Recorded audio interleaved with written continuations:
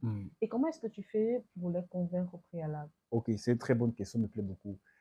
Alors, je vais prendre un exemple très simple. En 2021, on avait un projet d'étude de faisabilité ou alors un business plan pour une femme ou un entrepreneur qui voulait monter une chaîne de restaurants dans Mm, une des villes de Douala.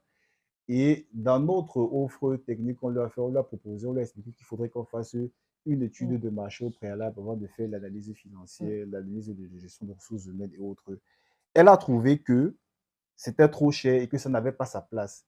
Et des cas comme ça, nous avons eu ça. J'ai dû lui faire comprendre que vous ne pouvez pas monter un restaurant ou alors un fast-food sans toutefois connaître quels mm, sont les besoins de la localité dans mhm, laquelle vous êtes en train de partir. Pourquoi? Parce qu'il y a déjà des gens qui vendent de la nourriture mm, comme vous. Donc, il est important au préalable de connaître réellement quelles sont les attentes. C'est vraiment mm, chaque jour, mais tout le monde n'a pas la mm, même bourse financière. Tout le monde ne va pas au restaurant chaque jour. mm. Tout le monde, quand il va au restaurant, des fois, il y a des gens qui veulent être livrés. Livré. Il faut comprendre tous ces éléments-là avant de pouvoir réellement déployer votre Mm, projet.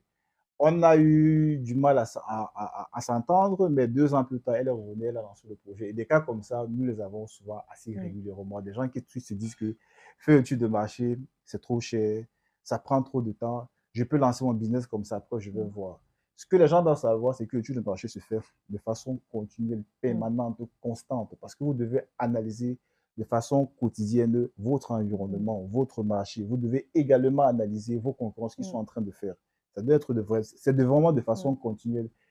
Certaines entreprises ou avec certaines ONG ou avec on a eu à travailler pour mener également des études de marché, ces gens-là, par rapport à leur hauteur, généralement, mm. comprennent déjà le besoin. Donc, ils ne vous demandent, ils ne reviennent sur certaines questions. Certaines questions. Donc, le véritable challenge qu'on a avec certains entrepreneurs, c'est qu'ils ne voient pas la nécessité ou ne comprennent pas la Mm. nécessité.